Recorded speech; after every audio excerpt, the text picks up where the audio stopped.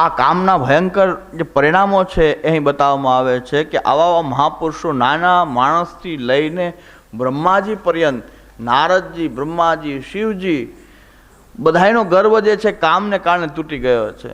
એનો મતલબ એવો નથી કે આપણી શું વિષાદ છે એટલે આપણે તો જેમ કામ આપણે એને પ્રકટ થાય તૃપ્તિ માટે પ્રયત્ન કરીએ, પણ આપણે તો આ બધા વિચાર કરીને મહાપ્રભુજીમાં આજ્ઞા કરે છે કે ઇન્દ્રિયાસ્વ વિનિગ્રહ સર્વથા નેત્ર જેત, એને ત્યજેત ત્રયમ.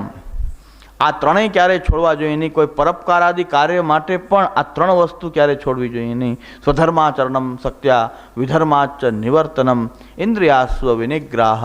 આ ઇન્દ્રિયોના અશ્વ ઉપર લગામ એ ક્યારેય પણ છોડવી જોઈએ નહીં.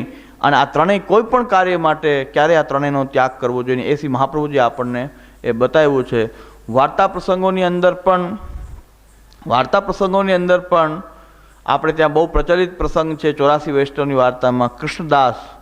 કૃષ્ણદાસે પરને સોંપી પ્યારી રે, એ 84 વૈષ્ણવના ધોળની અંદર આવે છે. કૃષ્ણદાસે પરને સોંપી પ્યારી રે. તો એની અંદરનો જે પ્રસંગ છે એમાં આપણે જોઈએ કે કામથી વશીભૂત થયેલો વાણિયો કેવો છે અને ભગવત ભક્તો કેવા હોય છે કે જેની અંદર કામનો પ્રવેશ હોતો નથી. તો ભગવત ભક્તો જે છે એ કઈ પ્રકારના હોય છે કે જ્યાં કામનો પ્રવેશ હોતો નથી. બે સ્વરૂપ આપણને એક જ વાર્તામાં એ જોવા મળે છે.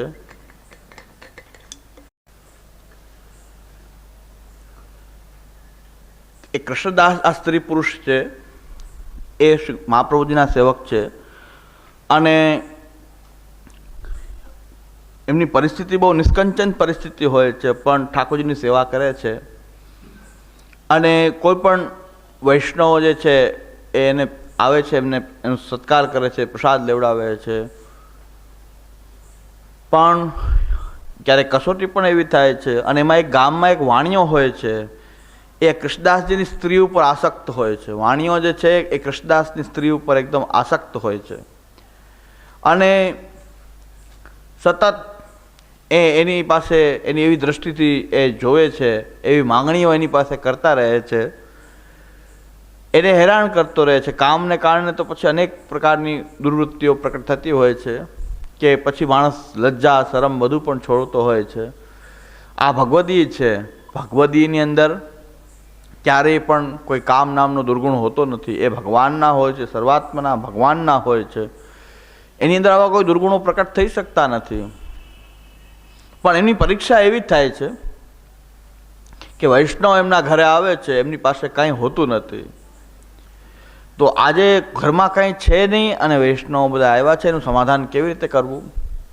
આ વાર્તાની સૂક્ષ્મતા જોવાની જરૂરિયાત છે. આ વાર્તામાંથી ઉલટો અર્થ લઈ અને કૃષ્ણદાસે પરને સોંપી પ્યારી રે એટલે બધાએ પોતાની પત્નીને બીજાને સોંપી દેવી, એવો કોઈ મેસેજ આ વાર્તાનો નથી. વાર્તા શું કહી રહી છે કે કામી પુરુષો કેવા હોય છે કે કોઈની મજબૂરીનો ફાયદો ઉઠાવવામાં પણ એને કોઈ વાંધો હોતો નથી, એને કોઈ લજ્જા નથી, કોઈ શરમ નથી. એ સતત એની પાછળ પડેલા હોય છે. હવે એમની પરિસ્થિતિ એવી થાય છે કે ઘરની અંદર કાંઈ પણ છે નહીં અને વૈષ્ણવ આવે છે, તો વૈષ્ણવનું સમાધાન કેવી રીતે કરવું? તો એના માટે હવે એમ થયું, ત્યારે એમણે વિચાર કર્યો, જો કામની કેટલી તુચ્છતા છે, કામી પુરુષો કેટલા તુચ્છ અને પશુ સમાન છે અને ભગવદીઓના વિચાર કેટલા ઊંચા હોય છે અને લોકો એનું અનુકરણ કરીને ભ્રષ્ટ થવા માંડ્યા. પણ ત્યાં થયું છે એ વાર્તા આપણે જોઈએ કે આખી વાર્તામાં થયું શું, તો જેના કારણે આપણે ખાલી આ ધોળની એક કડી લઈને આપણે ભ્રમિત થઈ રહ્યા છીએ. પણ એવા ભક્ત કે જેનો ધર્મની માટે એમણે કેટલું મૂલ્ય હતું આ ધર્મનું, તો વૈષ્ણવ આવે છે એના ઘરમાં કાંઈ છે નહીં અને જો પ્રસાદ દીધા વગર કે એમનું સન્માન કર્યા વગર વૈષ્ણવ જાય ઘરમાંથી, એના માટે બહુ અસહ્ય બાબત હતી કે વૈષ્ણવ એમને આપણા ઘરમાંથી જાય.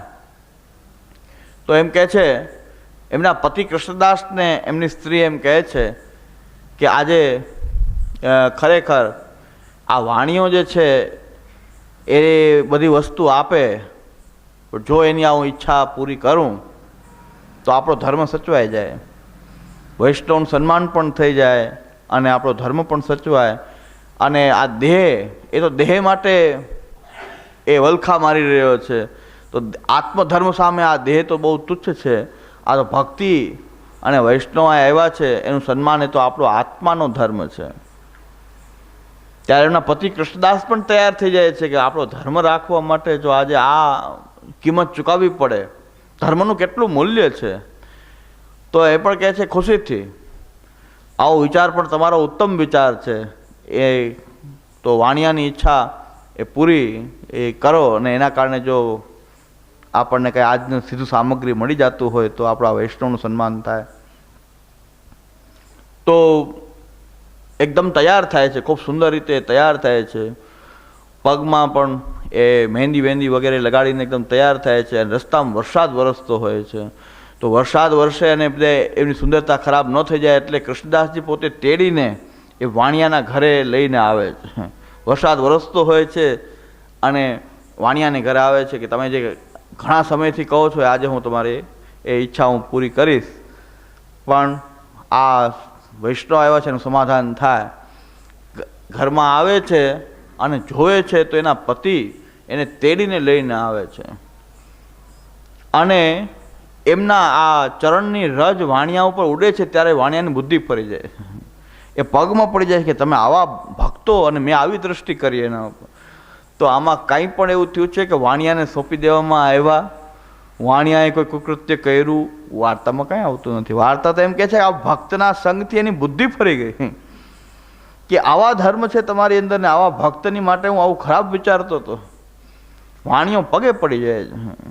વાણિયો એમ કહે છે કે મારી એટલું આ પશુ સમાન મારું તો વૃત્તિ છે, અને આ પતિ પત્ની બેયના ધર્મ એટલા ઊંચા છે કે ભક્તના સન્માન કરવા માટે એ આ હદ સુધી જવા તૈયાર છે. તો આવા ભક્તિ જો હૃદયમાં હોય તો અન્યનો કામુક વૃત્તિ પણ ફરી જાય ભક્તના સંગથી. ને આપણે તો પરસ્પર કૃષ્ણદાસે સોંપે પરની પ્યારી રહે, એટલે બધા એકબીજા ગમે સોંપવામાં કાંઈ વાંધો નથી. પાછા એમાં ભાવના એવી બતાવતા હોય છે કે દેહ તો તુચ્છ છે, દેહનું શું મૂલ્ય છે, દેહ તો બળીને ભસ્મ થઈ જવાનો છે. અરે ભાઈ તને બળીને ભસ્મ કરી દેશે આ દેહ. જો એનો જો કામની અંદર સ્વચ્છંદ ઉપયોગ કરીશ તો આ દેહને કારણે તને નરકમાં જવું પડશે. આ દેહ તો સાધન છે, જીવાત્માને આ રથ છે અને જીવાત્મા એની અંદર બેઠેલો રથી છે એટલે ડૂબાડી દેશે નરકની અંદર. દેહનું શું? દેહનું બહુ મોટું મૂલ્ય છે. દેહનો જીવ ઉપર ઉપકાર છે કે જીવને દેહ જે છે એ જીવને કૃતાર્થ કરી દે છે. આ દેહનો ઉપકાર છે જીવ ઉપર. તો દેહને આપણે એમ કહેશું એ તો તુચ્છ છે, એ તો બળીને ભસ્મ થઈ જવાનું છે, ભલે ભગવદી કે વૈષ્ણવના કામમાં આવે. એટલે ભગવદીઓ અને વૈષ્ણવ એવા નથી હોતા કે જેને દેહ જોતો હોય છે કે દેહનો સંબંધ એને હોય છે. એ ભગવદીઓ કે વૈષ્ણવ એવા નથી હોતા. ભગવદીઓ અને વૈષ્ણવ તો ભગવાનની સેવા કરનારા હોય છે, શ્રી કૃષ્ણ શરણમમાં કરનારા હોય છે. અને એના ચરણની રજ લાગતા આવો કામી પુરુષ પણ એ ભક્ત બની જાય છે, ચરણમાં પડી જાય છે. તો એ ભક્ત હોય છે કે એ પોતાના વૈષ્ણવનું સન્માન કરવા માટે આ હદ સુધી જવા તૈયાર હતા. વાર્તા એમ કહે છે કે ભક્તની મૂલ્ય એટલું મોટું હતું કે આ હદ જવા સુધી તૈયાર હતા, પણ ભગવાને એમની રક્ષા કરી છે. ભગવાને એમનો ધર્મ પણ એને ભ્રષ્ટ થવા દીધા નથી, એનો દેહ પણ અપવિત્ર થયો નથી કોઈને સ્પર્શ કરી શક્યું. એ ભગવાન એમની ત્યાં રક્ષા કરી છે. અને એના સંગથી પાછો વાણિયાનો ઉદ્ધાર થઈ ગયો છે, કામી પુરુષનો કામ નાશ થઈ ગયો છે. તો ભક્ત તો આપણે પુષ્ટિમાર્ગી ભક્તિ કરનાર એવા હોય છે કે આપણા સંગમાં આવનાર કોઈ કામી હોય તો એના પણ કામનો નાશ થઈ જાય. ને આપણે તો ઉલટાનો એ જ્યારે બળતામાં ઘી હોમતા હોય એમ પરસ્પર કૃષ્ણદાસે સોંપે પરને પ્યારી રહે, આમ રસના ઘૂંટડા ઉતરી રહ્યા છે. તો હવે રસના ઘૂંટડા કઈ પ્રકારના ઉતરી રહ્યા છે આમાં? પણ કૃષ્ણદાસજીની વાર્તા તો વાંચો કે વાર્તામાં છે શું? આમાં શું એવી ઘટના છે કે જે આપણી કામ વૃત્તિઓને ઉત્તેજિત કરે છે? ઉલટાને શાંત થવી જોઈએ. આવા ભગવદીઓની ચરિત્ર સાંભળવાથી પણ તમારી અંદર કામ નામનો દુર્ગુણ નાશ પામશે. આવા ભગવદીઓ તો એવા છે આ 84-252 કે તમારી અંદર રહેલી આવી દુર્વૃત્તિઓને નાશ કરે છે. એના ચરિત્રનું ખાલી શ્રવણ કરશો તો પણ. આ 84 વૈષ્ણવ એવા થયા છે. શ્રી વલ્લભ શ્રી વિઠ્ઠલ પ્રભુને પ્રસન્ન કરવા ચાહાય, નથી અવર ઉપાય હરિભક્તના ગુણ ગાય. મહાપ્રભુજી ગુસાઈજી પ્રસન્ન થઈ જશે.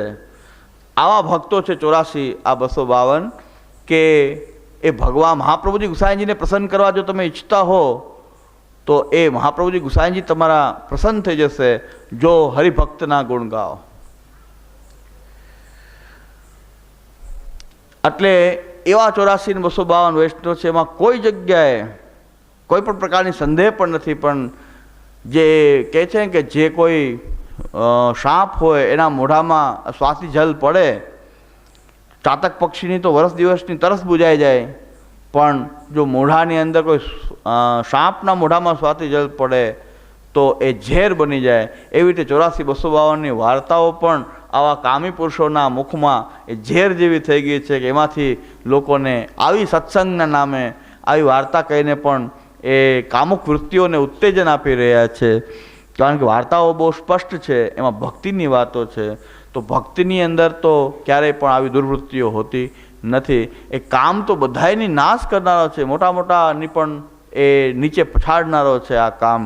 તો એ કામ નામનો દુર્ગુણની ચર્ચા અહીં કરી રહ્યા છે શ્રી હરિરાયજી, કે એના કારણે કેટલાયનું પતન થયું છે.